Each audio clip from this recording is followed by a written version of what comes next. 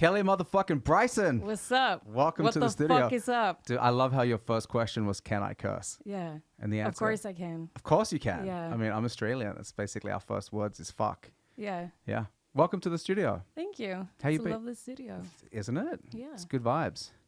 It's, I wanted to kind of create this, I don't know, like almost like enlightened experience. It is. Yeah. With the, I don't know, like the circular patterns and all the mandalas, you're supposed to stare at them and get lost when you're meditating. Really? Apparently. I can't really meditate, but. I just close my eyes. Do you? Are you a meditator? I meditate sometimes. I try to. Yeah. Because it keeps me calm. Yeah. But I have to close my eyes and listen to some music. Yeah, right. Yeah. Like aggressive hip hop or? Yeah, very aggressive. Like killing bitches and everything. Fuck yeah. Fuck yeah. No. I listen to some meditation music. Yeah, okay. Some bells or some Tibetanian flutes or whatever. What kind of flutes? Tibetanian? Oh, Tibetanian. Yeah. Shit, I've never heard that word before. Or Peruvian. Yeah, okay. Is it a word? Tibetanian? Yeah. Yeah, fuck yeah. Fuck I yeah. think it's a word. Yeah. I guess it's... At least now it is. Yeah. I mean, Yeah. I was like thinking when you said Tibetanian, I was like, oh, is that like some Amazonian tribe I haven't heard of? But obviously it's from Tibet. Yeah. Huh. Yeah. Tibetanian. Flutes. Why don't they just say Tibetan? I don't know. Right? They're just adding But extra syllables. I don't know if I said it correctly. Dude, It might sounds be right. something else. Tibetanian. Tibetanian flute. It sounds better than Tibetan. Yeah. It sounds like Tibetan. this. Yeah. Right? I don't know. Nah, it's whack. Tibetanian. Yeah. We're going with that. Yeah. Yeah, okay. So Kelly Bricen, you know, Yeah. you're somebody that I think we've met like, it must have been like 10 years ago. Yeah. A long time ago. Yeah. At a park. At a park, yeah, at a birthday party. At a birthday party in the the park. park, It was yeah. Patsky's birthday party. Patsky Love. Patsky Love. Shout out to Patsky Love. Yeah. You seen him lately? No. Me either. Where the fuck is he? What's he doing? I don't know. I think he's doing his thing, but maybe I'm just not partying as much. I'm not partying that much either. Okay. And neither should he really. 'Cause Right. He's getting kind of old. But he's also making a lot of music. Yeah. At least they were. So I guess if you're a DJ and you're just playing people's music, yeah, that's cool. But if you're a DJ and you're producing your own music, Yeah. I think that's better. That's like a level up. You're right. Yeah. Maybe just leveled up. Yeah. It's just leveling He up. just leveled up from everyone. Yeah. Yeah. And what's kind of fun about you is that when we met, I felt like we got on really well. That's what I felt. I Yeah. felt like, oh shit, this chick is awesome. This is a really cool fucking human being. And then like as Thank you. you're welcome. But then as the years kind of progressed, what was also cool was that I started doing comedy and then you started doing comedy. Mm-hmm. And it's just like, oh shit, this is somebody who I know before comedy and we're taking this kind of journey together. Yeah. So how did that all happen for you? Very by chance. I was my best friend, her father is a comedian. So she dragged me to a lot of shows and she really wanted to go on stage, but she didn't want to do it alone. So she forced me kind of to do it on stage with her. So the first time I performed was with her on stage, us together. Yeah. And where was that? Josefina. Okay. Yeah. Yeah, all right. That's where a lot of people start. Yeah, the nykommerkväll. Yeah, the newcomer quilt. Yeah. Yeah. So we did that, and after that we parted. Yeah. And she did a lot of gigs. Yeah. Her name is Nora Angeltveit. Yeah. Shout out to her, and she's doing really, really well. And I thought it was fun, but I don't really have like a goal with doing comedy. Mm-hmm. So I'm just doing it a bit here and there. And I started like 5 years ago. Yeah. And since then, I've only been on stage like 15 times. 15 times in 5 Yeah, years. yeah. But that is 2 pandemic years. 2 pandemic years as well. So that doesn't help. It doesn't help at No. all. But I'm still pretty new. Like I'm brand new. But I've started like, call it a comeback. Yeah. Yeah. So I've been doing it for a year. Yeah. Nice. And Yeah. is it something that now you're kind of, all right, I'm feeling like this is a groove and this is a wave that I want to catch and you want to ride it? Yeah, definitely. I really enjoy the whole process of it. Yeah. I'm such a huge fan of comedy. Yeah. Always been. Mm. So to be on stage, I have so much respect for it and Yeah. comedians. So when I'm doing it, I'm really putting a lot into it. Yeah, you have to. Yeah. I think so. I don't think comedy is something that you can just do like kind of half-assed, you know? No, because a lot of people say like, "Oh yeah, I should do comedy. Like I'm funny, haha." Yeah. They don't need to be funny, haha, in person to do comedy. No, you have to be structured and Yeah. dedicated, and you need to progress and stick to it and just do it for a really long time. Yeah, I think dedicated so. is a good word. Yeah, right? Yeah. Because I mean, like when I started in comedy, like we did the course, and maybe there was like 15 or 16 people that did the course. Mm-hmm. And now, like 4 years later, I don't think there's maybe like 4 people that are doing it.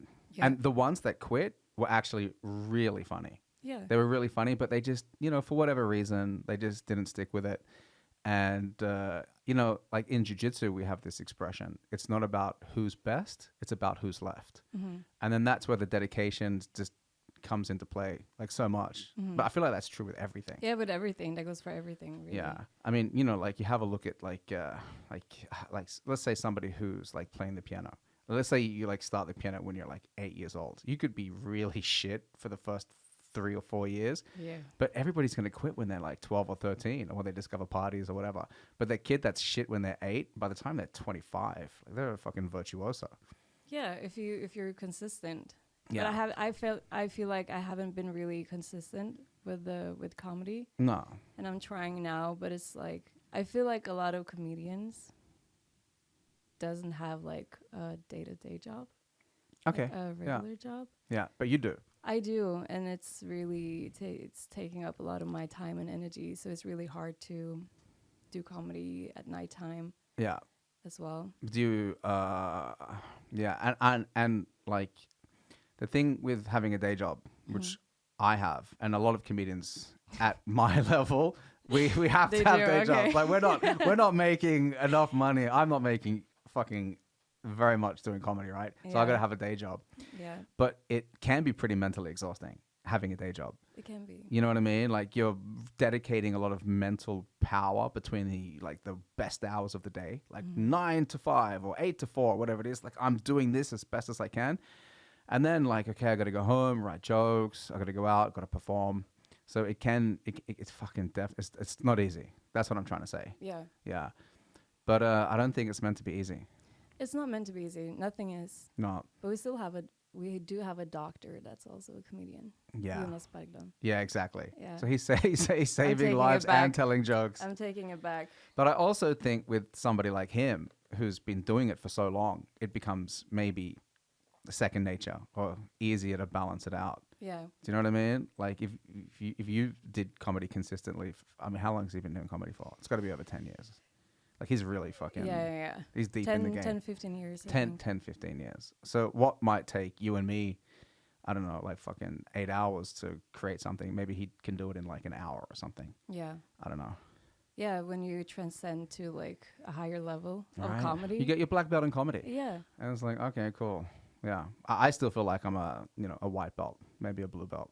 you know? I'm definitely a white belt. Yeah. But isn't that the best? Isn't that the best belt? It is. It's all about the process and the journey. And from like the first times I used to have like major anxiety and couldn't eat and was just on the toilet all day and throwing up. Mm.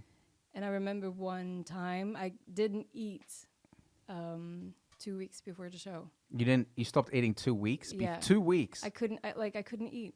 Oh I my tried God. like a cracker here and there, but I couldn't eat.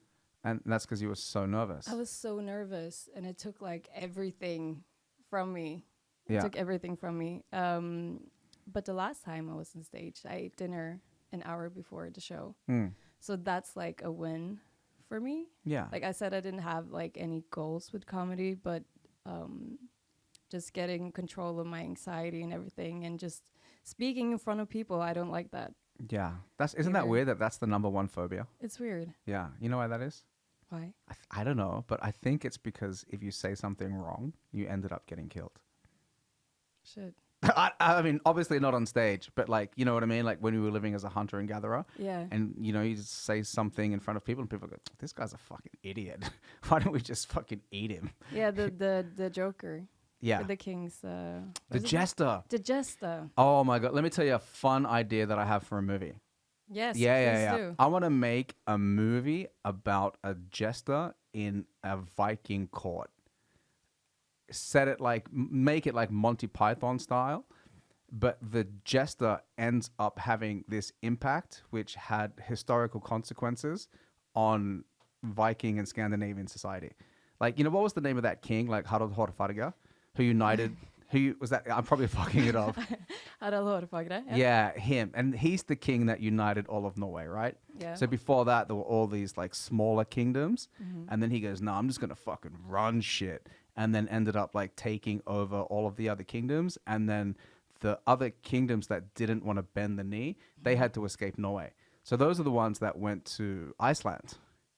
So making like this kind of movie based on this character who's a jester in that court who ends up like making fun of him. You're not the real king. You know what I mean? Like, you don't even have control of the whole country. And then kind of like getting under his skin and then making all of these kind of events happen, which ended up unfolding in history. Yeah. Right? Doesn't that sound like a dope Netflix movie? It sounds so much better than Game of Thrones Because and it's House of Dragons and everything. because it's funny, like, and it'll be like stupid funny, like Monty Python funny. Yeah. Yeah, right. Go for it. I'm gonna go for it. Are you going to play the jester? Definitely not. I don't think so. I don't think I'll play the jester. No. Nah, I'll probably get like some fucking, if it goes ahead, probably like some, I don't know, some like awesome actor, some like probably you know, a younger, better looking, more Norwegian looking. No one is more better looking than you, Inia. Stop it. Thank you. Stop it. But I love the idea of the jester, Yeah, right? it's a good idea. I think so too. And that's what comedians are. Yeah. You know, you're supposed to, as a comedian, you're supposed to make fun of the existing power structure. Yeah. You're supposed to point holes in what is wrong with society that is trickling down from the top. But it's hard to do that It these is. days. Yeah. Why is it hard to do it? Krenking.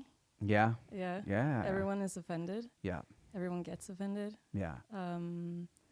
But I feel like, I think it was Dave Chappelle said that if everyone like the stand-up stage is the last free like expressive stage that you have. Yeah. That is not controlled. So if you can't be free there, like where the fuck can you be free? Yeah. I think it was him I think so too. or Gandhi. I don't know. Yeah, I mean, one of the two. Yeah. Gandhi was funny too. Yeah, it was hilarious. Did you hear the story about when Gandhi got dysentery? No. When Gandhi, you know, because Gandhi was all about like the simple life and everything. Yeah. Apparently, him and his wife got arrested, you know, during the Indian Revolution or whatever, and he was in jail. And his wife got sick, and they said, "Oh, we're going to give your wife this dysentery medicine." I think it was dysentery.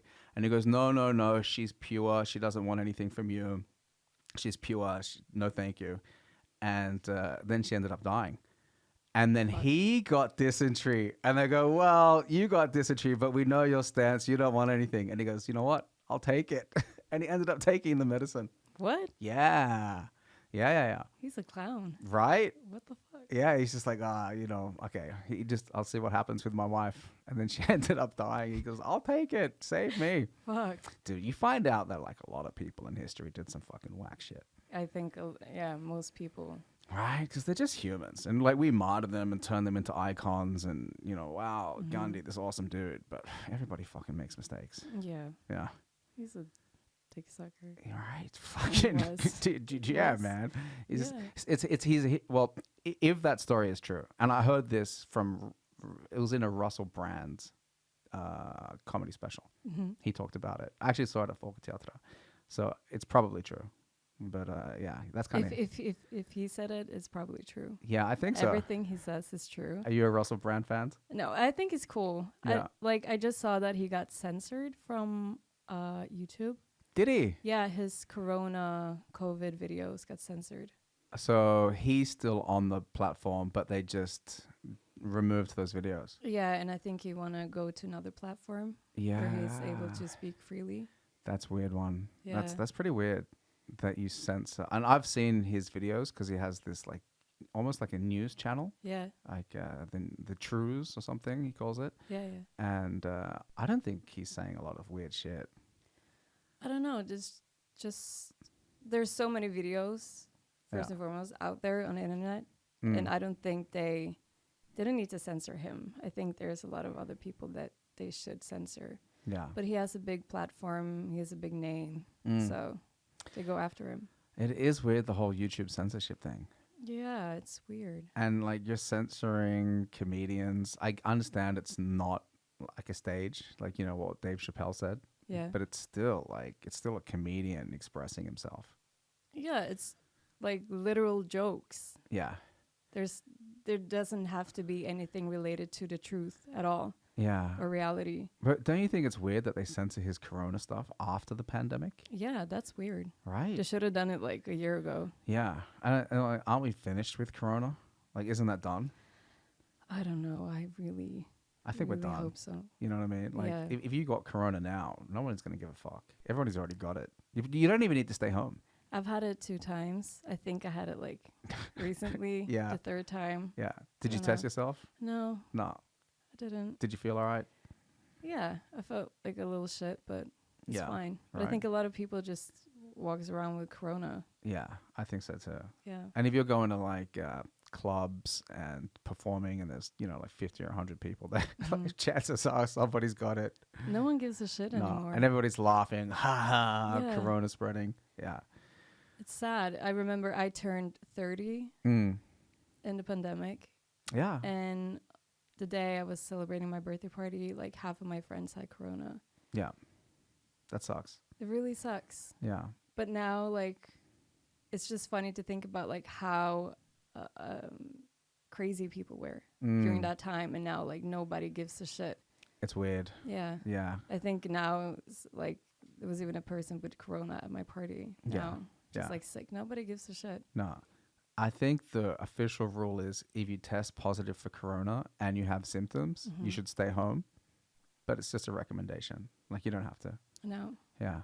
So, I don't know. The whole pandemic thing was weird for me. it was. I didn't, you know what I mean? I didn't buy it.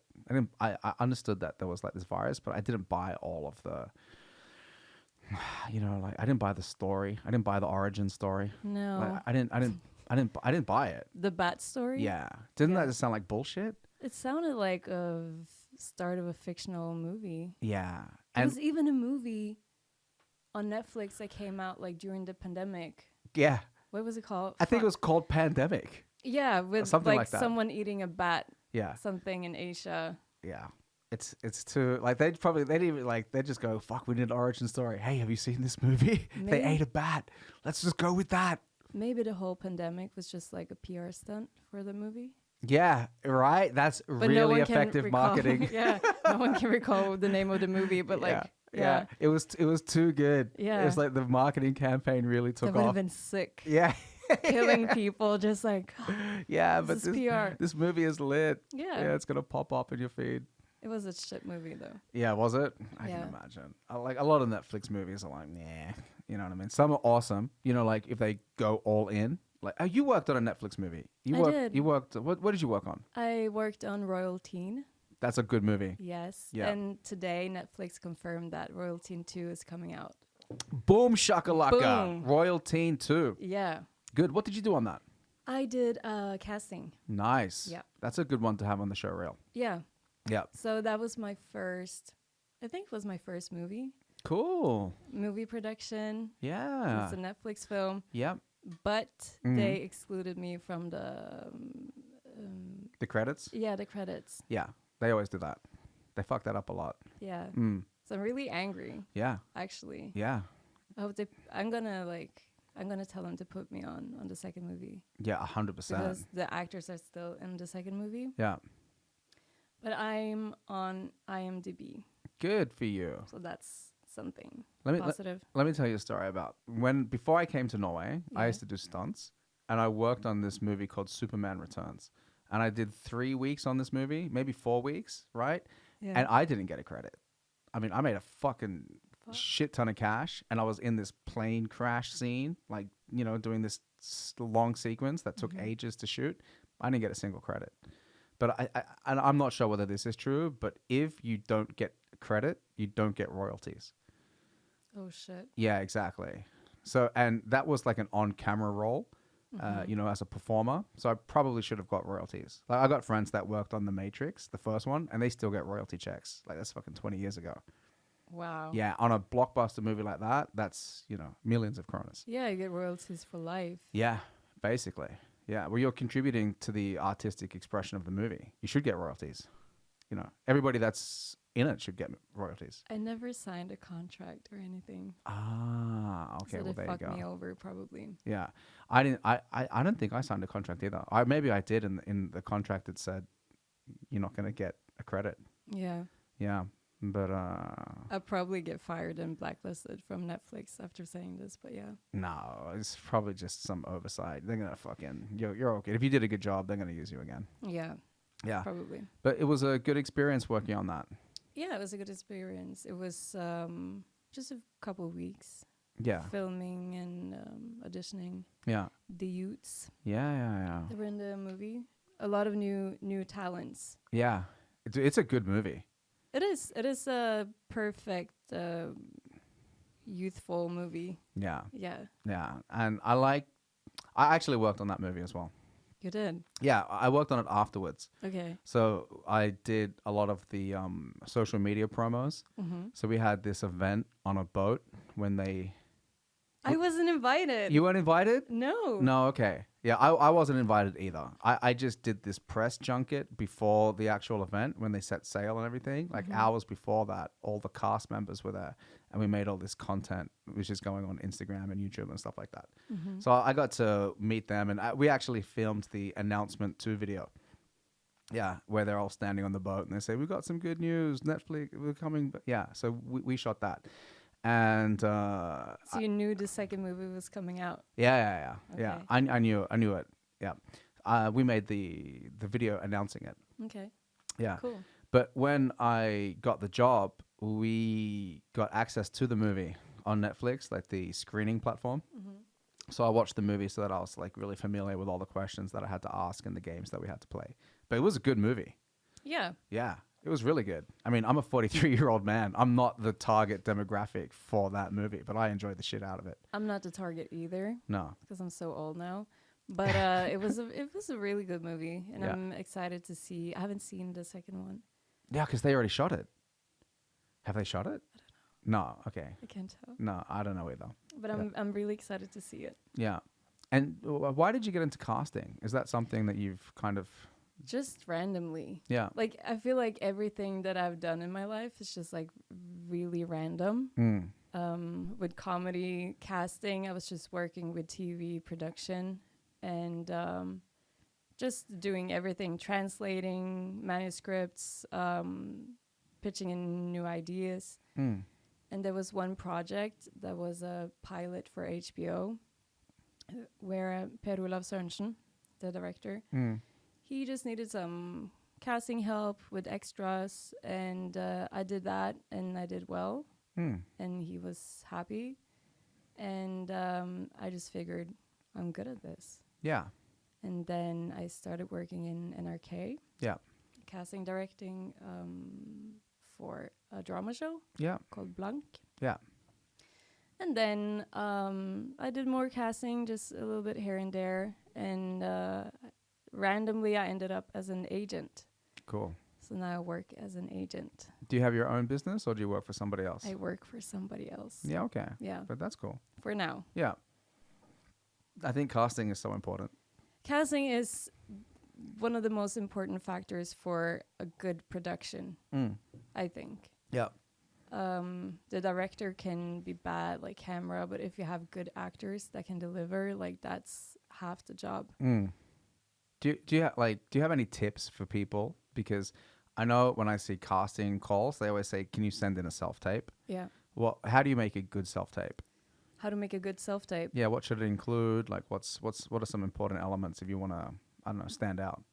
The most important thing is just a good lighting and sound, because that's make it or break it. Really? And a lot of times, yeah, if you get in a shit self-tape where you can't really see the person or hear the person, it's just like it's a waste. Yeah. Kind of, Okay. if it's hard to look at. Yeah. Okay. So that's very important. Yeah. But it's just like with acting, like a lot of people want to do comedy. A lot of people want to be actors and artists and whatnot. But I think you just have to. My best tip is to be realistic. Yeah. So, you could be an actor, but maybe you're not like a leading role actor. So you have to try and send in as many self-tapes as you can. You just have to practice a lot. Yeah. And then you have to be realistic about where you are on the scale, the acting scale. As like when it comes to like level of ability. Yeah, level of ability. Gotcha. Yeah. Yeah. Okay. That is my best tip. Yeah. Because I like when acting, I would say like the best actors, they go into their own emotions and they think about like how would I kind of react, or what kind of emotion should I bring into this from my own experience, rather than thinking I'm a character this character is going to be sad, like how would this character be sad? That's a shit actor. I see. Yeah. So a shit. So not being in character, like you can bring your personal experiences and emotions into the character, but don't necessarily think like, I am this character. How would this character be sad? Yeah. Okay. Yeah. Think more. How would I be sad? Yeah. Because then the emotional like performance is like more authentic. Yeah, it's more authentic, and especially if you're a new actor. Yeah. And you're not like familiar with how to use your emotions or how to like step in and out of a character. Like it's a huge job. Yeah. Like I see a lot of my actors when they have bigger roles, it's really like they disappear. They get totally into that character. Yeah. And it takes a lot of time and energy, and you also have to I think you should have the experience, enough experience to kind of be able to deal with those emotions. Because if you have a crying scene, for example, and you bring up a lot of emotions, after the scene is done, you have to deal with those emotions. Yeah. That's why people practice and go to school and everything to learn to deal with that as well. Not only reading and remembering and delivering lines. Yeah. But it's also the emotional part and the psychological things, the aspect about it. Yeah. Yeah. Which is interesting. Really interesting. And it Yeah. really shines through too. Like when you watch a really powerful performance, Yeah. you feel it. Yeah, like you it can really feel touches it, you. Yeah. Yeah. But it doesn't work. Then you have to be fully in with every emotion, and you have to be fully in the character or the scene or the role, and not just think, like I said, Yeah. how would the young Gunnar react in this situation? Yeah, you got to remove all of the thought process, Yeah. all of the critical thinking, and just go with it. Yeah. Just let the emotions take over. Yeah. Yeah. That's a good tip. Huh. But you know, It was a long, weird tip. yeah, but yeah. dude, it's a long, weird podcast. So Yeah. fuck it, whatever. Huh. Yeah. Okay, cool. But do you act? Yeah, I've done some acting. Yeah. Yeah. You've been a stuntman? Yeah. And then you've also done like sketches and stuff. I've seen that. Yeah, I like doing comedy stuff. So Yeah. I done like a bunch of sketches, just like, hey, fuck it, wouldn't this be funny? Oh, that's a funny thought. Why don't we do that? And then Yeah. just go out and shoot it real quick and put it together. But I enjoy doing comedy acting. Yeah. Yeah. It's a different kind of acting. Like it's hardly it's not emotional at all. It's just like, let's just try to be entertaining. Yeah. That's the light part of acting. Exactly. Which is fine. Yeah, I'm not dealing with like any kind of like deep emotional trauma. No, like no. fuck that. It's more just like, stupid things to do on Halloween or whatever, Valentine's Day sketches and stuff like that. Yeah. Yeah, but I enjoy it. Yeah. Yeah, I think it's fun because I like one of the things that really interests me is the genre of performance, like as a whole, like that concept of performance. It's such a vast array of skills and talents that can be interpreted in so many different ways, right? So like performance is standing on stage and telling jokes, that's one kind of performance. Acting in a sketch, that's another kind of performance. Maybe even like telling a story with your friends is also performative. When you're just hanging out with, when you got one of these friends that's just fucking so good at telling stories, Yeah. and they come over and you're like, dude, you never guessed what happened to me last night. You go, what happened to you? And then they just launch into this, I don't know, like this crazy epic story. this crazy Yeah. epic story. And then that's a form of performance. It And is. It is. It definitely is. Storytelling is so important, though. Yeah. That's also, I think, one of the pillars. Yeah. Yeah. Yeah, it is. And I'm like, from my personal experience doing comedy, like I have a few stories in my set, and the people love the stories. Like they love them. Like, because you can really get into what happened and you can act different things out. And you know what I mean? Like I review my sets, and when I get to like a story or two, man, like they are so much, they're really engaged. That's the audience. content that works best. Your personal stories. No, I mean maybe. Yeah. It depends. It depends. You know what I mean? But if I want to like just make joke, like I have like some jokes that last for several minutes on a particular topic. Let's just say I did a joke about like I don't know, like the Little Mermaid being black or something like that. I can extract jokes out of that for 2 or 3 minutes, and you're along with me for the ride. Yeah. But then if I switch up to a story about something that happened to me that is funny, I can keep, if it's good, I can ride that for like 10 minutes. Yeah. You know what I mean? Like depending on the events in the story. And there's just something about that story format. You know what I mean? Like when you see a comedian telling a story and it's fucking like really funny, and you're just, what happens next? Like we've just been trained to want to understand what happens next in the story. Yeah. So yeah, I like listening to stories, or in comedy especially. Some of my favorite comedians, they tell stories, yeah, and I don't know, it's just different. And I've done it myself. I tried a couple of times, but then people are telling me like, oh no, there's the story is too long. Like you can't tell stories. You need more punchlines. Just shorten it. yeah, But I really like it because even though I don't get like a lot of laughs, people find it interesting. They want to hear it. Like they're quiet. They're listening. yeah. They're engaged. Yeah, they're engaged. Yeah. How long's the story? It's 2 minutes. That's not long. That's not No. long. No.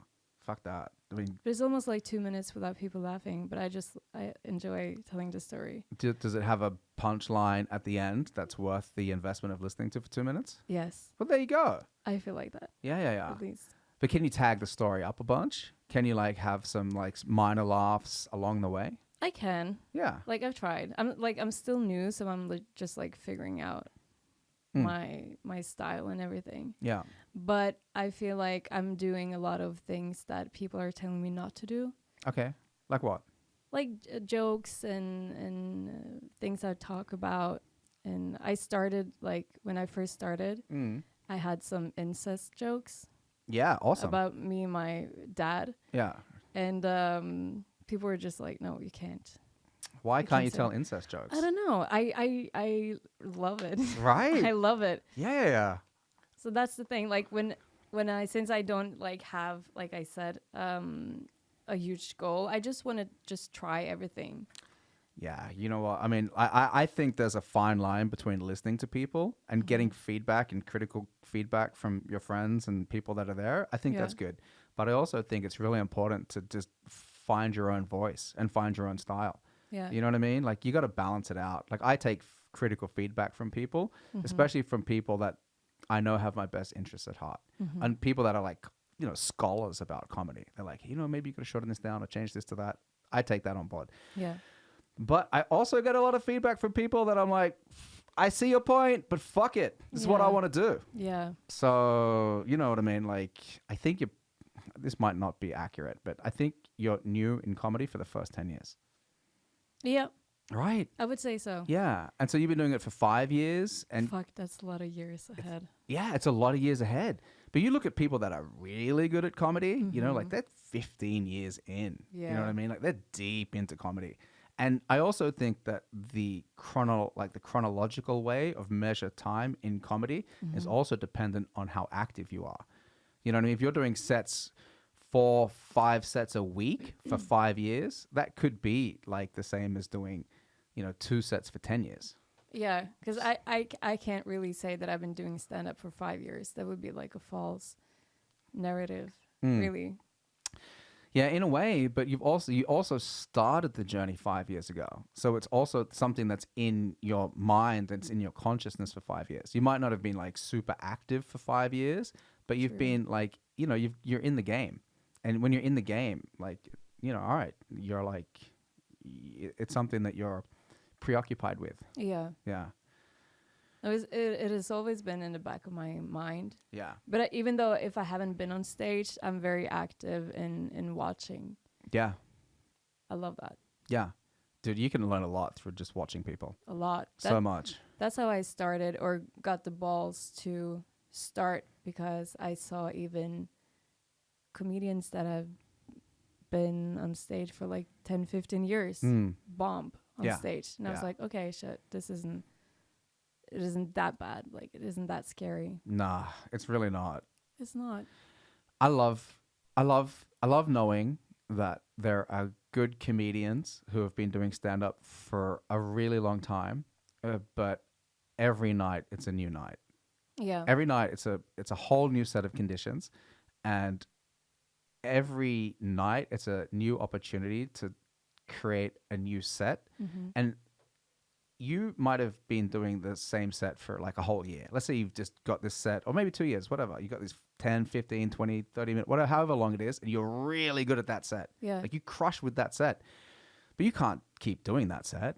You can't, people are coming, oh, it's the same set you did 6 months ago. I saw that set a year ago. Yeah. What are you doing? 2 years ago you've been doing this set. Yeah. So even if you're really good, you still have to start with a blank page eventually. Maybe you phase the jokes out one by one or whatever your process is.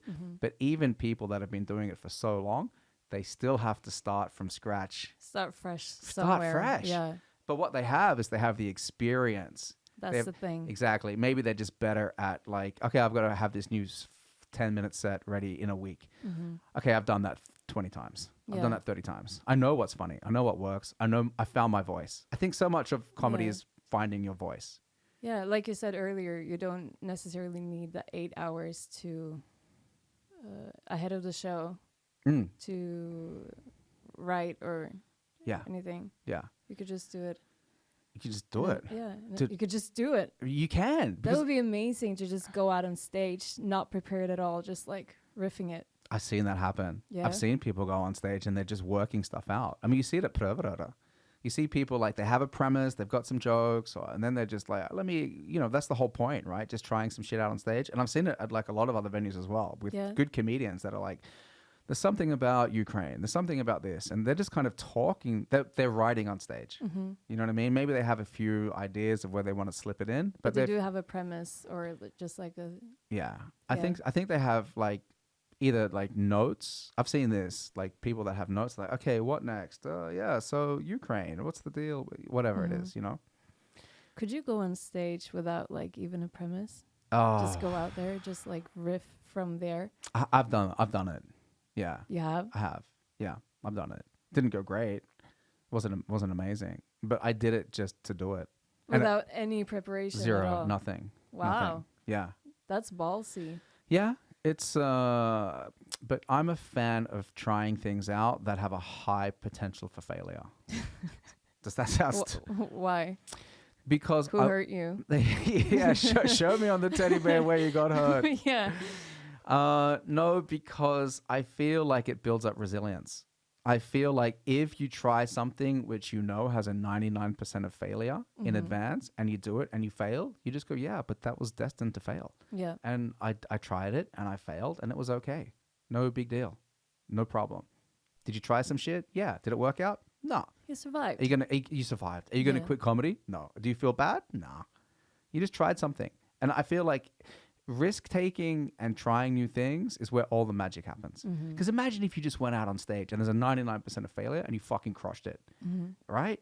and you go, wow, oh, that was pretty good. It wasn't amazing. It wasn't the Yeah. best shit, but I mean, I got some laughs. Like it was Mm-hmm. cool. I had a good time. The audience had a good time. Then you're in this whole new realm of being willing to try things. So next time you're doing a 15-minute set and you got to try 2 minutes worth of new jokes, Mm-hmm. you don't care. It's like, whatever. I fucking have I ate shit for 10 minutes. So 2 minutes of eating shit and the other 13 minutes are awesome. No problem. No big deal. No biggie. No biggie. No biggie. Dude, I love failing. I fucking love it. You do? Yeah. Yeah. I fail in a lot of shit. Yeah, me too. I've failed more than I've succeeded in my life. Yeah. It has made me a resilient little bitch. You have to be. Yeah. You have to be. Because if you failed in a bunch of shit and you keep going, dude, that's a fucking flex. Yeah. 100%. Because Big flex. big flex Yeah. for failure. But I'm dealing with this with my daughter at the moment. You know what I mean? She's a 13-year-old girl, and she, Fuck's sake. yeah, she's. I said, look, there's a jiu-jitsu tournament. She's been to jiu-jitsu since she's 5. Like she's very good at jiu-jitsu. And I got, look, there's a friendly tournament with like a few local clubs, and you know, it's a good opportunity for you to compete and you know, try your skills. And she was like, but what if I lose? I'll get embarrassed if I lose. Mm-hmm. I could, but you'll just lose then. No big deal. Like, you think Michael Jordan won every game? You know, of course not. So I had to kind of really work with her because she didn't even want to try. She goes, No. I don't want to sign up. I go, do you think you'll get hurt? She goes, no, I won't get hurt. They stop everything very early, but I'm embarrassed if I end up losing this competition. And that's the not being afraid to fail. Yeah. Because she didn't even want to try because the failure was too scary. Yeah. And if you have that mindset in life, you remove all entrepreneurs, you remove all artists, you remove anybody trying to express themselves, you remove anybody trying to have a new idea to structure society. What if it fails? Yeah, but then What it fails. if you succeed? Exactly. That is the little voice. Yeah. But I've done. It's an ego thing. Yeah? Really. It's a ego death thing Yeah. to do things even though you have a high chance of failing. Yeah. It's death to the ego. Yeah. I don't have an ego. You don't? Not really. No. Nothing at all? Nah. You're not scared of anything? You're not like... No, not really. I mean, I'm scared of something. I'm scared of things that are going to... I'm scared of cancer. Yeah. You know what I mean? I'm scared of a lot of shit. Things out of your control. But everything is kind of out of your control in a way. Yeah. Maybe. Not really. No, I don't think so. I disagree with that. You do? Yeah. I don't think everything's out of your control. I think there's a lot in your control. A lot more than you think. Yeah. That's what I think. Yeah. It's just me. I feel like everything is out of my control. Really? Yeah. But that's not true. Like, you know what you can control? You can control the way you react to things. That's the thing. Yeah. And I suck at that. Well, that's the job. Yeah. That you're a person. I'm getting better. Yeah. I'm getting better. Yeah. Look, I'm 43 too. How old are you? 30? 32. You're 32. Mhm. Yeah. It's going to take you a lifetime. That's it. But that's the job. Yeah. You know, you're always evolving as a person. Yeah. And I've gotten better with this as I've gotten older. You know what I mean? I feel much more confident in a way just by getting older. Yeah. Just all of the life experience summed up. I just feel more grounded, and I think I'm heading to where you are Yeah. right now. Yeah. But I just feel like there's so much stuff going on in my life, and like I said, like I always with work, I ended up in things like randomly. So I feel like it's my control. Like I'm signing the contract, but I still end up like at a lot of different situations and places Yeah. randomly, Yeah. which I feel like is out of my control. Yeah. But I do have control of some sort. I think you have more control than you think. Yeah. Absolutely. Like every time you sign that contract, you're making a conscious decision whether you want to do this or not. Like that Yeah. control is up to you. Sure, there's other things that affect it. Like, oh, do I want to do this? Do I need the money? Do I whatever? But at the end of the day, it's your idea, Yeah. you know? But one other thing that I'm trying to control is like I have a daughter as well. Yeah. She's 12. Mm. How is that age for you? Oh, it's With beginning your to be, daughter. it's beginning to be a little bit more difficult to manage. Yeah. Yeah. I mean, she's telling me like, you know, a lot more of her thoughts and feelings and becoming more emotional and things like that. Is she embarrassed by you? Oh yeah, 100%. Okay. Yeah, I'm the biggest fucking loser she's ever met. Me too. Are you kidding me? I'm Me like, too. bitch, I'm a purple belt in jiu-jitsu, own my own company, do stand-up comedy. I'm pretty fucking cool. I can even freestyle. And she's like, whatever, Dad, don't drop me off out the front. I don't want my friends to see you. Do you freestyle in front of her? She's Her caught, friend? no, of course not. But she's like, she's, Go to school and just like well, stand at a corner and just like. I used to freestyle to her to bed. You Yeah. know what I mean? Like, today was a great day. I love you very much. We're in the month of May. Daddy's going to give you a hug. Whatever. It's, like kind of Bars. like. Yeah, right. Bars. Spitting hot fire. Yeah. Is your kid embarrassed by you? Extremely. Yeah. I'm not allowed to breathe within like 100 meters of her friends. Yeah. I said hi to one of her friends on FaceTime during the pandemic, Yeah. and she was so mad. Yeah. She was so mad. How dare you speak to my friend? Just like, how dare you say hi? I was just like, I don't know. I was just being nice. She was like, stop being nice. I was like, okay, fine. Yeah. But that's just the Fine. age. But it's just me. It's not her dad. It's not the grandparents. It's just me. Yeah. And I thought, like, since I'm like a young mom and I'm pretty I think I'm pretty cool. You're cool as fuck, Kelly Bricen. Thank you. Yeah. I love you. Thank you, You're Inia awesome. James. You're one of my favorite. I always told you this. I'm a Kelly Bricen fan. I've told you that you. for years. Yeah. Thank you. Yeah. You're the only one that has believed in me. Yeah, well, I believe in you like a motherfucker. Yeah. No, but it's just me. And I thought, like, since I'm young and understand things, that I wouldn't have that. But she's super embarrassed. That's just normal. Yeah. That's normal. That's the cycle. And I also think that the dynamic is different between a mother and a daughter. Do you know what I mean? Yeah. Like there's this, at some point, there's a changing of the guard. Mm-hmm. You know what I mean? Like you're in charge of me and you're my role model and I'm going to rebel against that. But everything you do is going to shape me to being the person that I'm going to be. And she probably eventually is going to have a lot of the characteristics that you have. Yeah, she already has. Of course. Yeah. You would probably like her as well. I bet.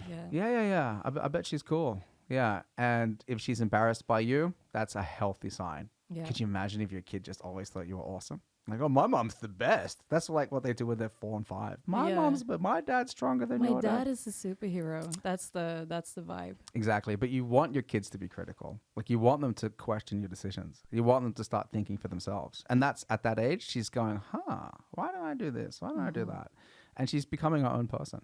Yeah. So, dude, I mean. I think it's good if your kids hate you a little bit and are embarrassed. Yeah. Probably. And she probably is just figuring things out for herself and wants to be, considered her own living organism, her own entity. Yeah. I am me. It's probably some kind of self-identity thing. I am me independent of my mother. Yeah. Like I am, I want people to look at me for who I am. And I'm not like her. Dude, she has to pay bills and work and does all the cleaning and gets me Lame. ready. Yeah, you lame She's bitch. so lame. My mom's so fucking Paying lame. bills. What the fuck? Yeah, so lame. Cooking and cleaning. Lame. Yeah. Fuck. But I've heard about this from so many of my friends. And they got kids that are like maybe now 16, 17, 18 and they just go through that phase. And then they're like, all right, they come out of it on the other side. And also her hormones. You know what I mean? Like when you're 12 and 13 and 14. I mean, how were you when you were that age? I came very late into puberty. I think I played with Barbie dolls until I was like 14. Yeah, okay. And I think it was just from one day to the next when I was like 15, 16. I just slammed the door at my mom. She was like, okay, I guess like I thought that you were not like the other kids, but yeah. Yeah. Here we are. Yeah. It's a cycle, right? Yeah. How's everything? Do you have a good relationship with your mom? Yeah.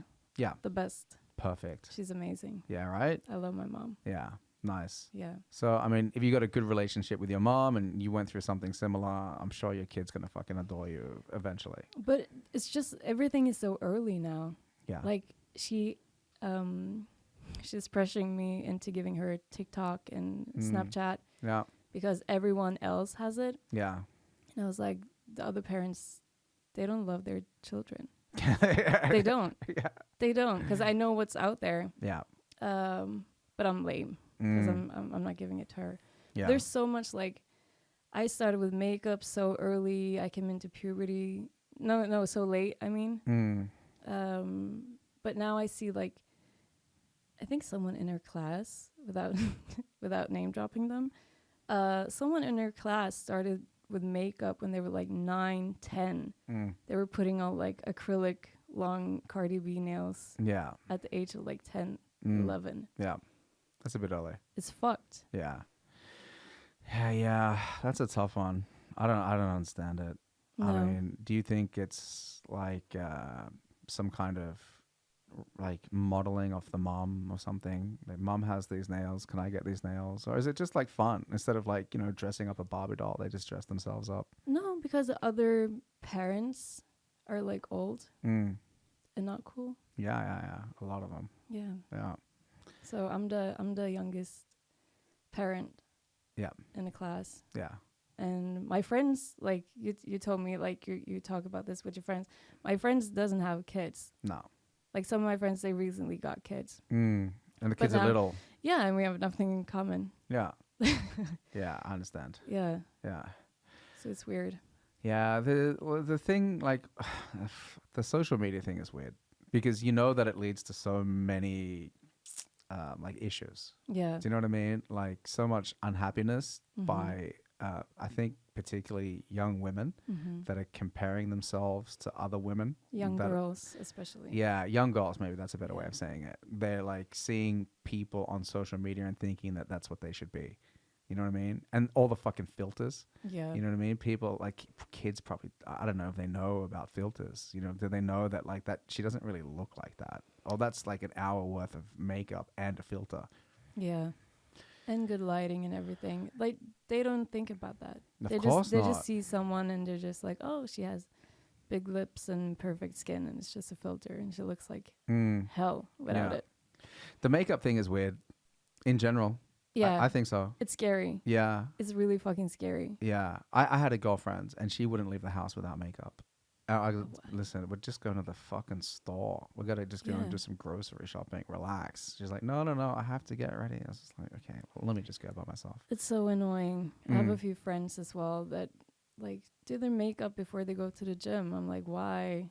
Yeah. Why the fuck? That, like, it's not even good for your skin. Yeah, it's probably like... There's no point. But people are, I don't know. But this society, man. Society's moving in a weird direction.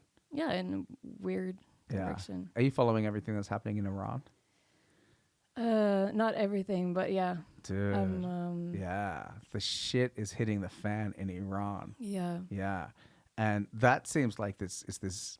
Did you see what happened, right? The girl that got arrested and then she died in custody. She got arrested by the moral police. Moral police. First of all, what a fucked up branch of law enforcement. Yeah. Like, we're just enforcing the morals. And they arrested her because she was wearing a hijab wrong.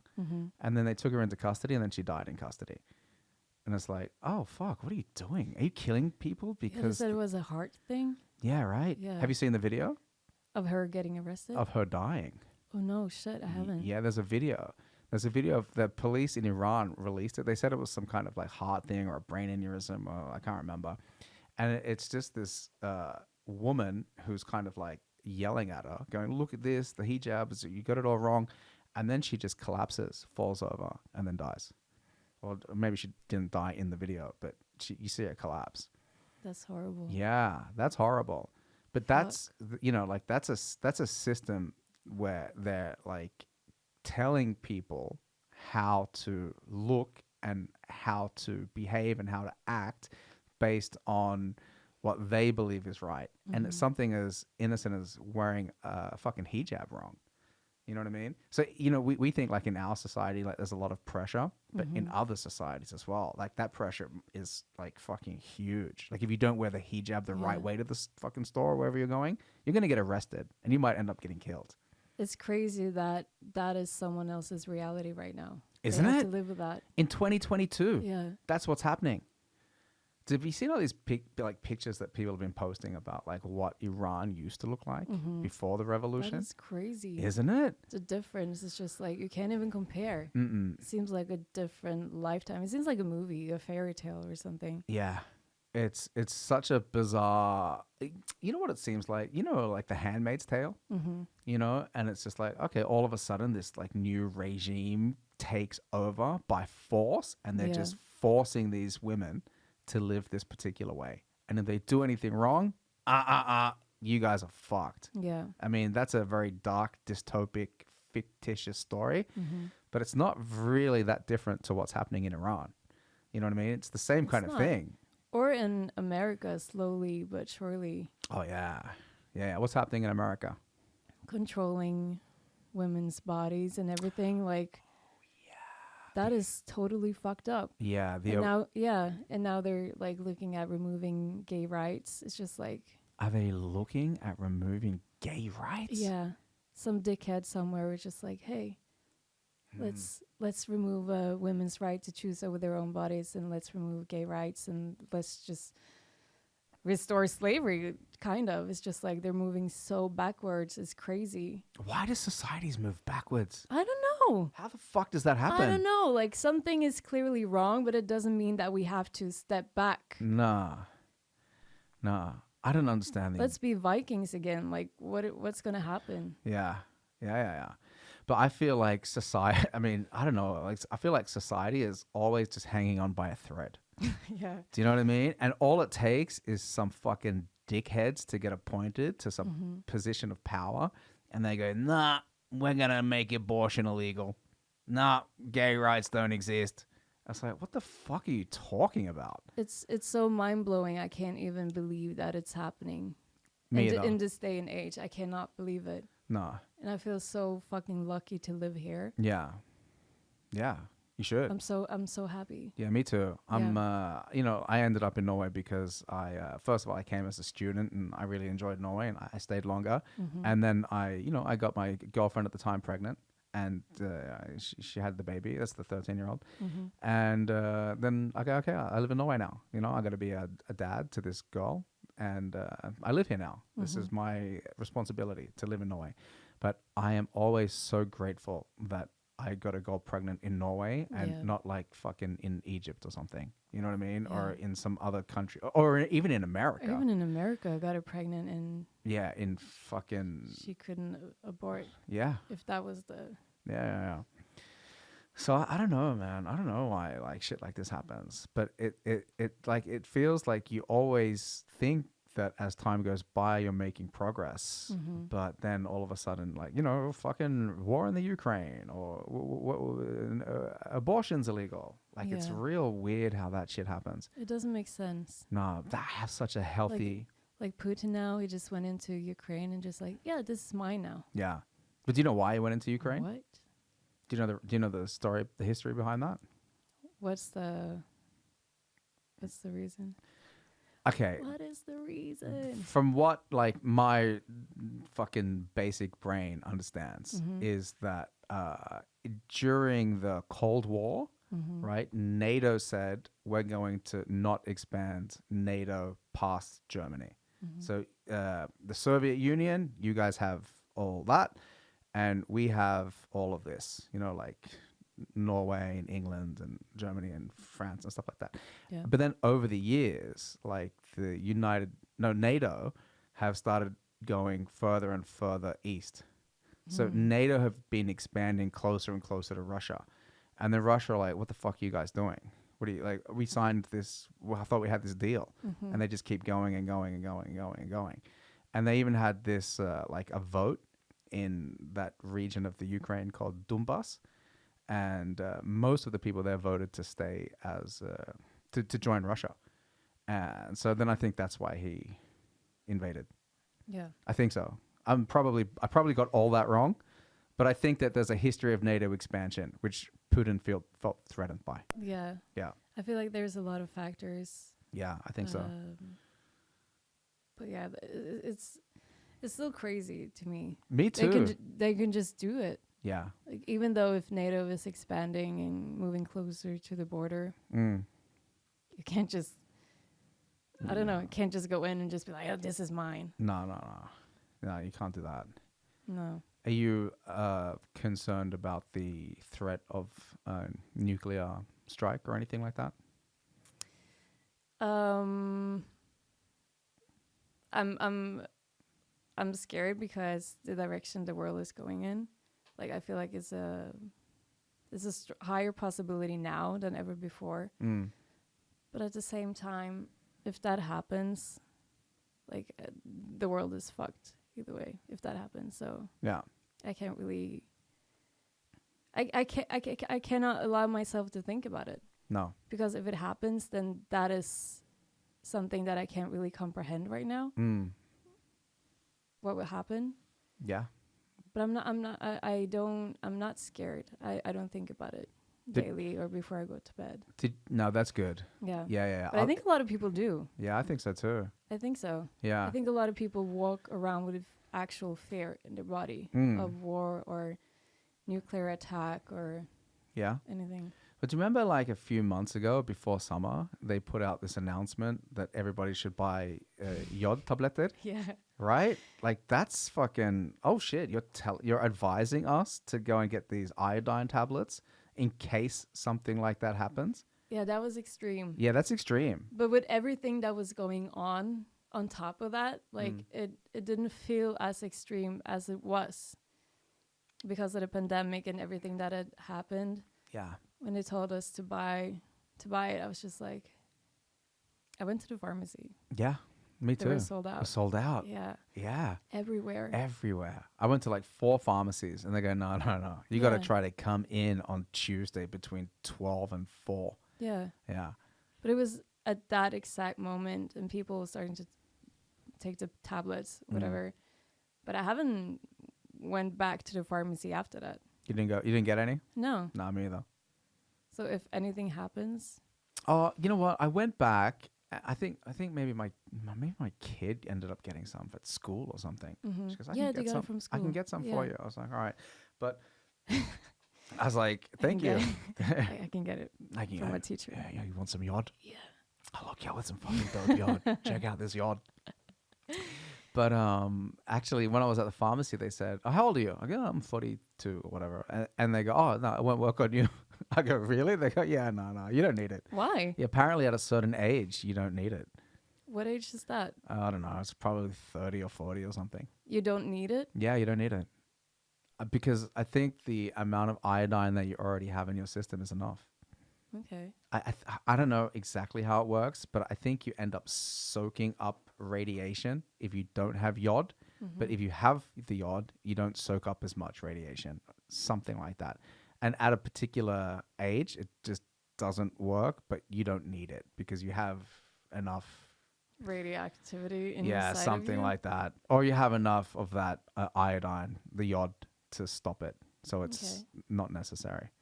But again, do not or they just want you to die. Yeah, they're just like, this asshole. We're not selling him How jod. old are you? No, we're not giving it to him. No, we're rebuilding. Yeah. We don't need you, motherfucker. Or you're a comedian. Nah, we got enough of them. Fucking foreigner. Yeah, exactly. Yeah, coming here to our country, stealing our tablets. Yeah, that's racism.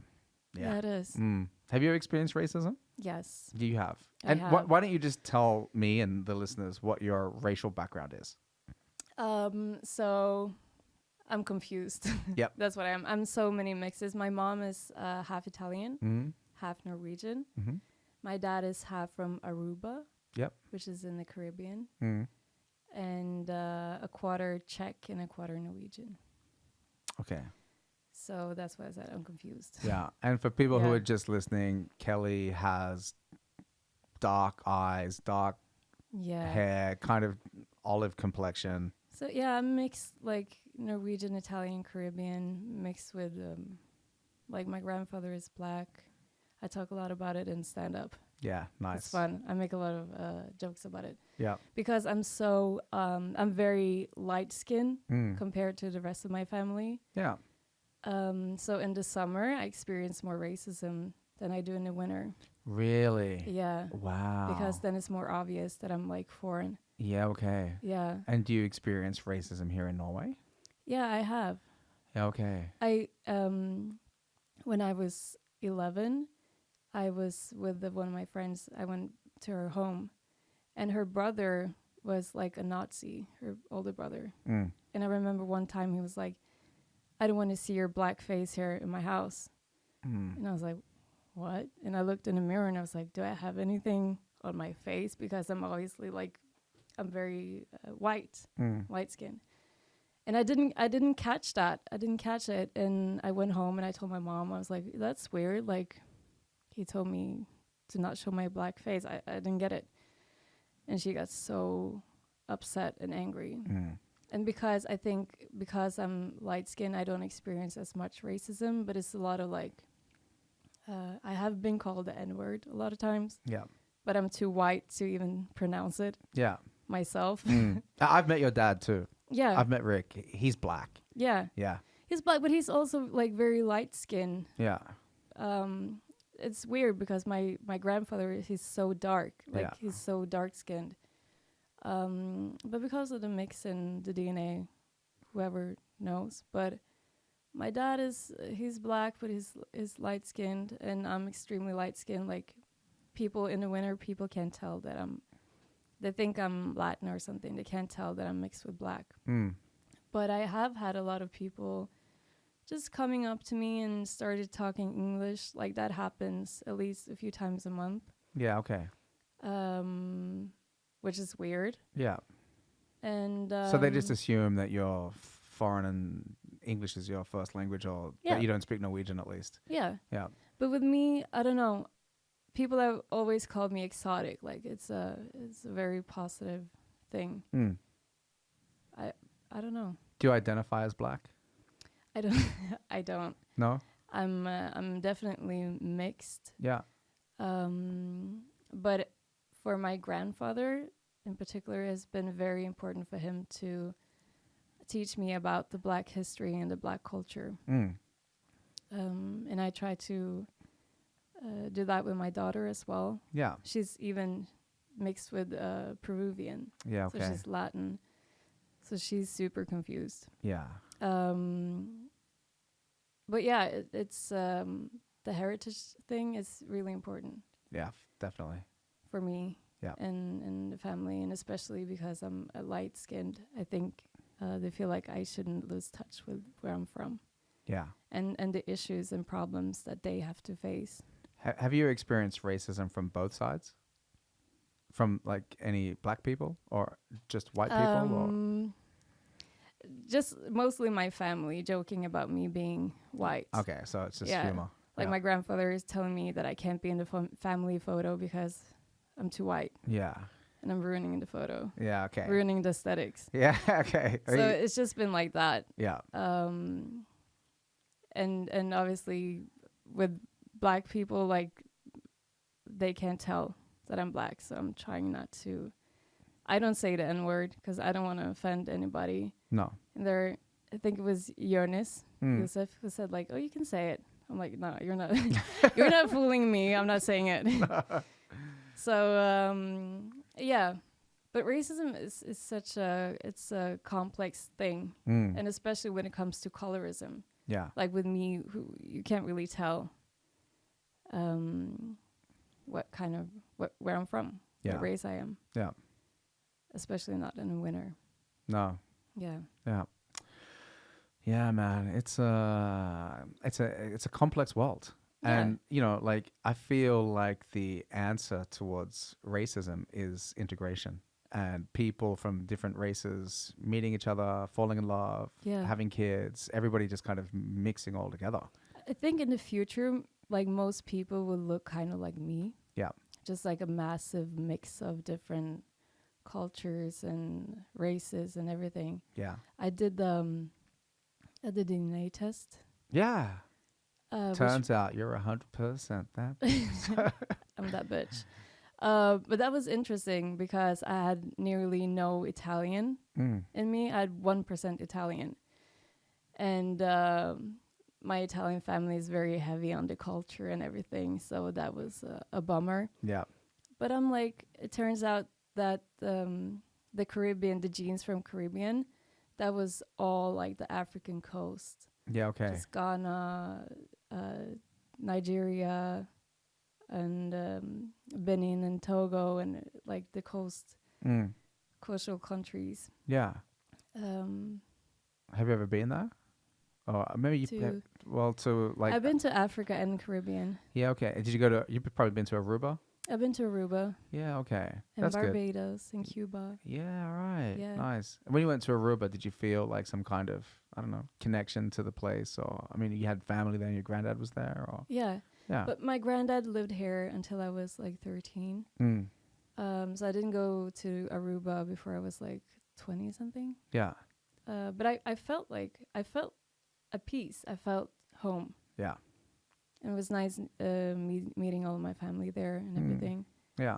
But I've been very like with both of the Italian and the Caribbean culture. I've had that since early on Yeah.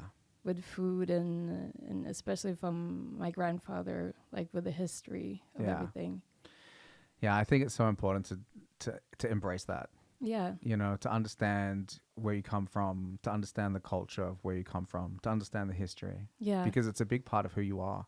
It's a big part of who I am. And I'm not that dedicated into my Norwegian, Mm. the Norwegian side of me. No. Well, I guess you live in Norway as well, so you're Yeah, probably exposed to it a lot. Yeah, I'm super exposed. Yeah. But it's just, I just love I love the Italian culture, Yeah. the history. The food. Yeah, the food, the people, Yeah. the climate, everything, and especially Caribbean. Yeah. The food there as well is fucking bomb. It's good. Yeah. Yeah. Are there any Caribbean restaurants in Oslo? Is there a place that you can buy Caribbean food? No, not that I know of. No. There was ones at like Oslo Street Food. Yeah, It's okay. a Caribbean thing. Yeah. They had jerk chicken and everything. Nice. I don't really eat chicken, or I don't eat meat. Yeah. But when I saw the jerk chicken, I had to like go in. Yeah. But no, if anyone wants to open a Caribbean restaurant, You got a customer. yeah, Yeah, 2 customers. 2. Yeah. I'd like that shit. Yeah. Yeah, like you get so many people from different cultures mixing, and I think that's I think that's essential to us becoming one, united people. You know what I mean? Like, you know what was always weird to me? You know, when you have these historical conflicts between countries or kingdoms or little states, they're fucking right next door to each other. Yeah. And they look identical.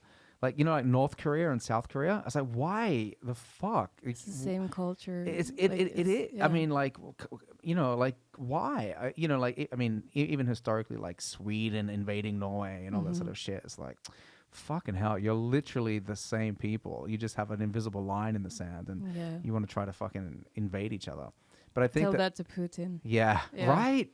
Yeah. Yeah. But it's so weird to me that there's all these conflicts, or there has been all these conflicts between people, that it's just been like an us and them and us and them. And I think that by being more multicultural and people just mixing, like the European Union, perfect example. You know what I mean? Like, it wasn't that long ago where people were fucking killing each other in World War II because of Germany invading Poland, Germany fighting France. It's like, guys, Yeah. now we have the EU. Everybody's like living together and moving together, and everybody's fucking and having like half French, half Italian kids. And you know what I mean? And I think that if you apply that globally, you know what I mean? If like, okay, your dad's from here, your mom's from there. It's like, okay, well, I'm cool with everywhere. You know what I mean? Yeah. Yeah. That's how I feel like. Yeah. People just got to fuck more. Yeah, people just gotta fuck more. Yeah. That's the end of racism right there. Yeah, definitely. But I think there's some truth in it. What Definitely. you're saying. Well, like with the old kingdoms, we say, oh, I'm going to marry my son to your daughter, and then we're going to align the kingdoms. That's basically the same thing. It's Yeah. just, okay, instead of everybody fucking, it's just the king and the queen are fucking. And then they get a kid, and it's like, all right, I've got both of these kingdoms. Like, all right, that's cool. I guess we're cool. We're cool, right? We're cool. Have you have 3 kids? No, I have 2 kids. You have 2. Mm. How are they on the race scale? Oh, Are they mixed? Or? yeah. They're pretty Yeah? mixed. Well, I'm half Maori and quarter English and quarter Irish. So, Oh, wow. yeah. So I got 50% Maori blood, and then my kid's got 25% Maori blood and, Norwegian and all this kind of shit. But she's pretty dark. Yeah. My kid's dark. I got relatively dark features, maybe a bit lighter skin than you. And she looks like you. You know, she could be like your kid. I am your daughter. Yeah, you're. Oh, Yeah. welcome home, darling. Thank you. Yeah, I hope you don't get embarrassed by me. I do. Yeah, I don't blame you. Yeah, all the time. Yeah. No, but so you're doing something positive to end racism. You're helping. I'm part of the solution. Yeah. Yeah, but I fucking hate racism. I fucking Me too. hate it. I fucking hate it. And I experienced it when I was growing up in Australia and when I was in New Zealand. I went to boarding school in New Zealand. That's why I asked you, did you experience it from both cultures? Yeah. Because when I was in Australia, I have this fucking weird name, this Maori name, right? Inia. And then I was in school with like a lot of kids and they're like, Inia, go back home and to your own country and shit like that, making fun of me and teasing me. And then when I went to boarding school in New Zealand, it was an all Maori boarding school. So all the kids there were dark, you know? I mean, I wouldn't call them, I mean, they're like kind of black, but brown, you know, they're all dark at least. You know, you've seen Maori people, they're dark skinned people. And when I started there was maybe like 300 students and like 12 or 13 white students. And man, we got fucking bullied a lot. By the time I left that school, there was me and like 2 other white kids because the other kids just got bullied relentlessly. You're not Maori, you're white, you're this, you're that. And it was brutal because I went, you know, I loved the Maori culture. I embraced the Maori culture. I was accepted by the Maori culture. And then I just met these kids that were just like, he looks different. Let's turn on him. So I experienced that in Australia. And then when I went to New Zealand, I go, oh, well, fuck it. You know, you guys, you know, making fun of me for being Maori. Okay, I'm going to go to New Zealand. Oh, and you guys are making fun of me too? And I can't fucking fit in anywhere? What the fuck? So, like, that was something that, like, I experienced, like, basically my entire life. Do you know what I mean? It got better when I got older and everything like that. Yeah. You know, when I came back from New Zealand, I was 15 and 16, and it got a little bit more like, okay, cool. People are just different. You know, at a younger age as well, like kids are just total cunts. You know, they're gonna find any kind of weakness and try to make fun of you about it. Anything. They're brutal. But then when I got older, it was like, okay, listen, we've kind of just accepted that people are different and we could all just be friends. But like, it took a long time for that shit to happen. You know what I mean? So I experienced that. I experienced negativity towards me because of my DNA. Yeah. And that is fucked. That is the worst. It's the worst. Because you can't do anything about it. It's just like you were born. Yeah. That's your mistake. You were born. That's it. That's it. That's it. And that's why I fucking hate like all racism, and I hate like homophobia. You know what I mean? Because it's just who you are. Do you know what I mean? It's like you can't change who you love or what made you gay or what made you black or what made you anything. No. And it's just people being cunts. And why the fuck would you be a cunt to somebody for the way that they were born? Like, what does that say about you? I don't know. Just cunts will be cunts. Cunts will be cunts. Cunts will be cunts. Yeah. I'm gonna tattoo that. That's a great to get it on your like. What do you like on the back there, On my lower cunt. back? Yeah. Yeah. Down there, down under. Get it on your cunt. Cunts will be cunts. Yeah. Yeah. I'm gonna do that. Do you have any tattoos? I have 15. You have 15 tattoos? 15, I think. Holy Small shit. tattoos. You keep getting them? You collecting them? Yeah. That's good. I collect them like Pokemons. Bam. And Yeah, just like random. They don't have any particular meaning to No. them. I just like getting them. It's fun. yeah. And I like getting them when I'm traveling or something is happening. Mm. So I have a memory. Oh, so you get them when you're abroad. You're like, this is Yeah, a cool sometimes. place to get. Yeah, I went to London. I was like, shit, I want to get a tattoo. I went Yeah. to Peru. I was like, I want to get a tattoo from Peru. Yeah. So yeah, I like it. Do you have tattoos? No, I don't have any tattoos. You should get one. I should. Yeah. I don't know what to get. How do you decide what to get? I just end up getting things randomly. So you go to the tattoo place with an idea in mind, or you talk to them and go, what should I get? I was just like, I want a red tattoo. I don't know. Hmm. And I just ended up with a red lightning bolt on my hand. Was that the last one? Yeah, that was the last one. Yeah, okay. What was I didn't have any. I just went there. Yeah. And when I was sitting there, I was just like, oh, let's get a lightning bolt. Wow. That's such a... Very deep. Yeah. Yeah, extremely deep. I can tell you more about it later. Yeah, please Yeah. do. Yeah. No, but I thought it was really interesting that you got bullied and experienced racism from both cultures. That's heavy. Isn't That's it? deep. Yeah, that's fucked up. Because you don't feel like you fit in anywhere. Nowhere. I think a lot of like mixed mixed culture kids feel like that. Mm. They don't feel like enough that to be accepted there and enough. Yeah. And like for me, it was really heavy because I had my Maori family on my dad's side, and like he had 13 brothers and sisters. So I had 13. 13. Oh, dude, 13 brothers and sisters. Shit. I think my grandfather had that as well. That's just how they did it. That's just how they rocked it out. And like you have to understand something about the Maori culture is that like New Zealand was, you know, like settled 200 years ago. Okay. And before that, it was like a tribal society. And then they spent like, you know, 50 or 60 or 70 years, like just fighting against the British as Maoris. So it didn't really properly develop into this kind of country as New Zealand until Just like 200 years ago? 200 years ago. Okay. So 200 years ago. That's nothing. So in that like, you know, tribal system in, you know, like the ancient world, if you want to call it that, then people were having a lot of kids. You know what I mean? Like, you know, just our parents, grandparents' generation, they had a lot. Yeah. So I always grew up with like a huge Maori family. And, you know, my dad spoke Maori, my uncles speak Maori. You know, it's like this big part of our culture. And I grew up with that. And I was always going there and they accepted me and loved me. I go, dude, I feel Maori. Like, this is my Maori. We're just doing it. This is just how we do it the Maori way. And, you know, with my mom and the English and the Irish side, I just feel accepted there. And then to the outside world to not feel accepted, it was like this kind of like a schism, like a gap. Like, what? Why do I feel at home with my family? But like these assholes at school are fucking saying I need to go back home.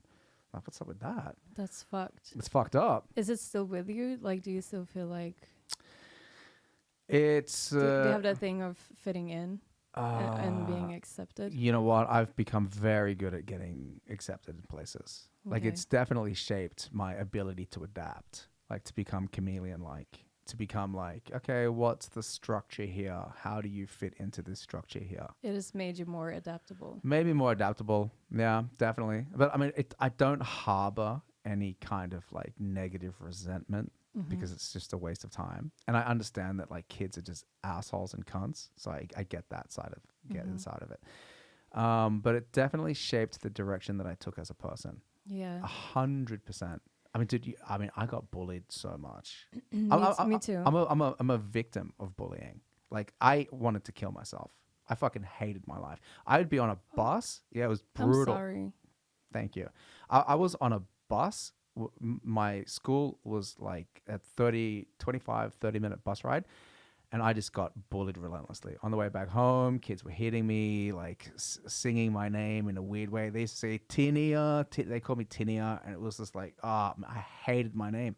So I had this like negative resentment towards like I wanted to change my name. I thought my name was like just going to lead to problems. And people hated me because of they didn't even fucking know me. I was a little kid. I was like 12.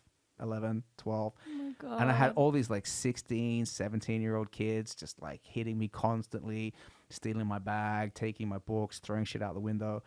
And it like really, really affected me negatively for a really long time. I had to change schools. Shit. Yeah. I changed schools because of bullying. Because I got bullied so much that it was like I was suicidal as a 12-year-old kid. Just because of my fucking name and who I was. Right? That's so deep. It's so deep. I want to give you a hug after this. Give me a big hug afterwards. Yeah. Yeah. I'm going to give little Inia, 12-year-old boy, a hug. Yeah. But, you know, like that's kind of like what sparked my interest in like martial arts and then like training karate and then eventually like Thai boxing and then jiu-jitsu because I always felt like I needed to protect myself. You know what I mean? That makes sense. Yeah. Total sense. And it obviously, like, it shaped my personality. Like, it made me, like, more, like... more awesome, I think. It made me more awesome. Yeah. But it made me very aggressive. Yeah. Very aggressive. Because I was always, like, meeting somebody, and I was like, is this motherfucker going to fuck with me? Like, what the fuck? You know, anybody said anything? It's just, dude, building up shut a the lot fuck of... up. Yeah, building up a lot of anger. A lot of anger. A lot of anger. Do you have a lot of temper now? No, like, are you... not really. Because you meditate? No, I don't meditate. But maybe I meditate. I don't know. I do jiu-jitsu, which is kind of like meditation. It's sort of a physical meditation practice. I think so. People describe it as moving meditation. But what I like about jiu-jitsu and what helps me personally is that I'm fighting somebody. It's a physical fight. And I'm fighting people who are very good Most of the time they're better than me, and most of the time I lose.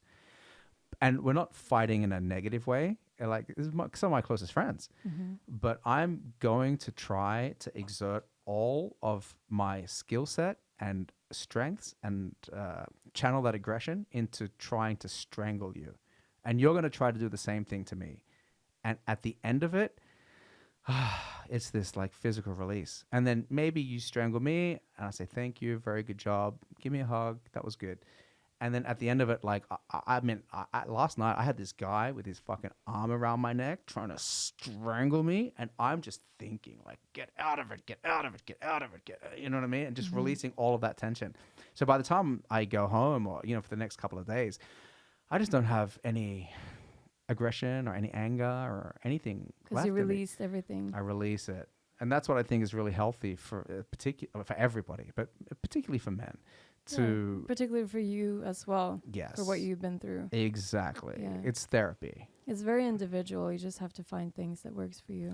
Yeah. But I feel like if I don't release this kind of tension inside of me through physical pursuits, I become a more volatile personality. Yeah. So by engaging in whether it's like lifting weights or CrossFit, but particularly jiu-jitsu, because it has that combat aspect to it, I feel like it makes me a better individual. It makes me a happier person.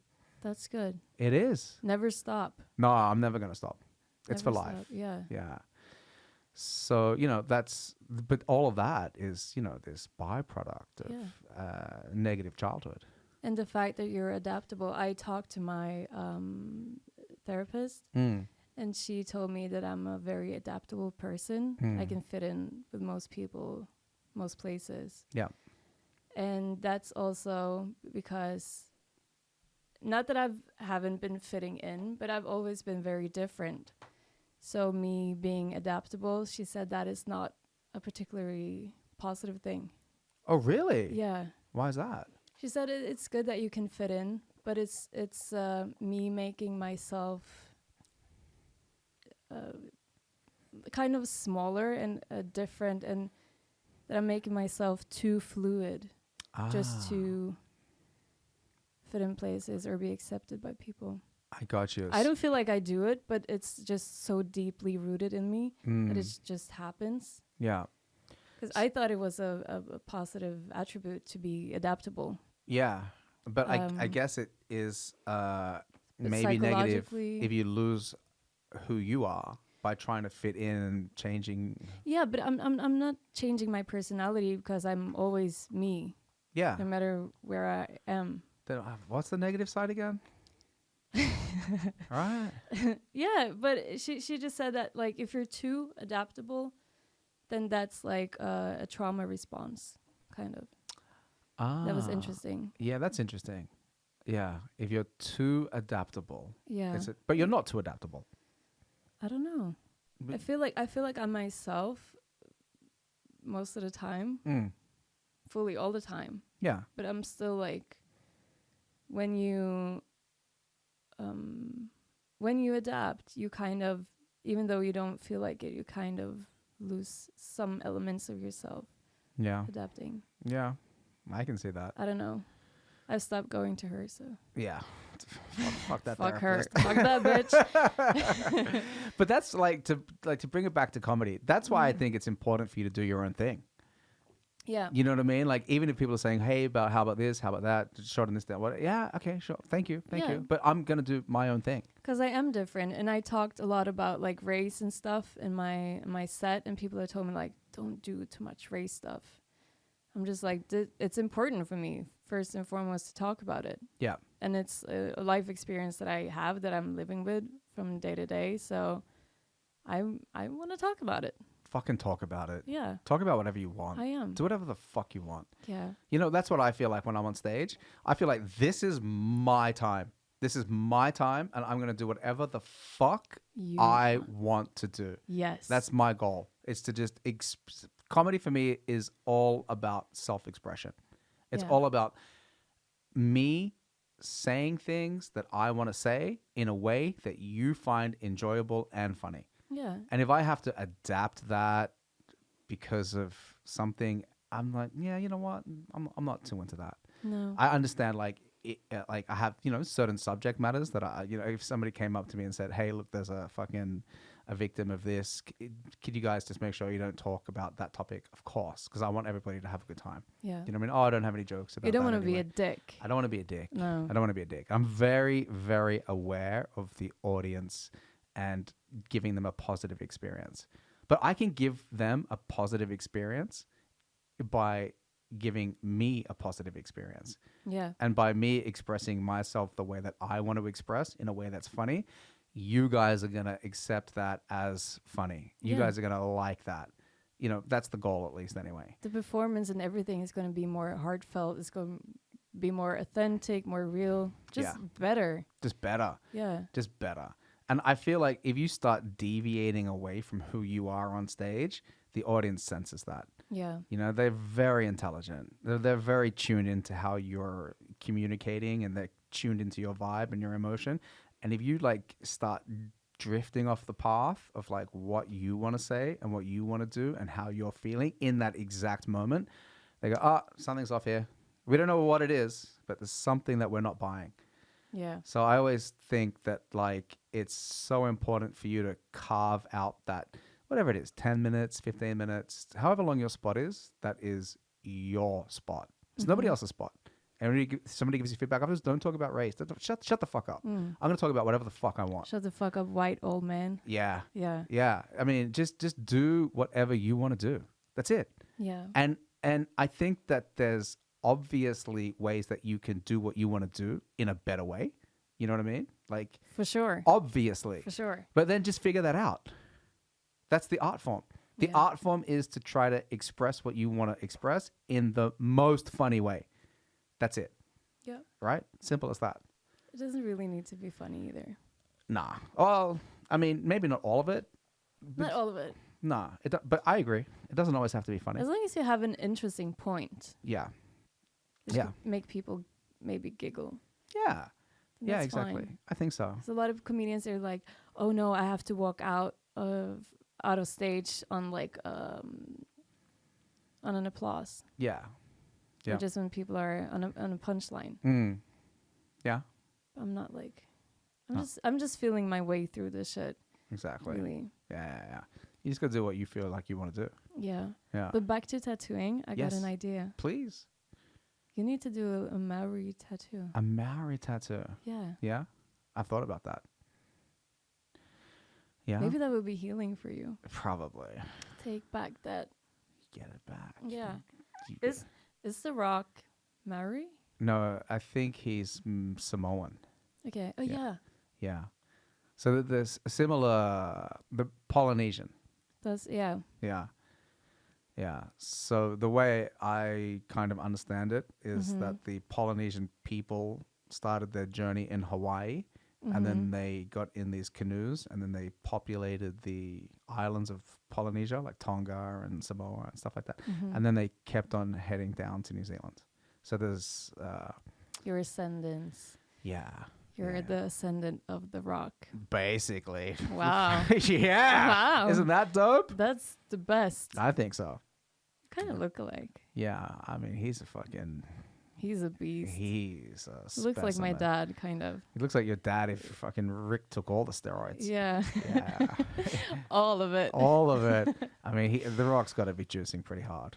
You know what I mean? I mean, I'm sure he's like a naturally, he's obviously. Probably have some good genes, but Yeah.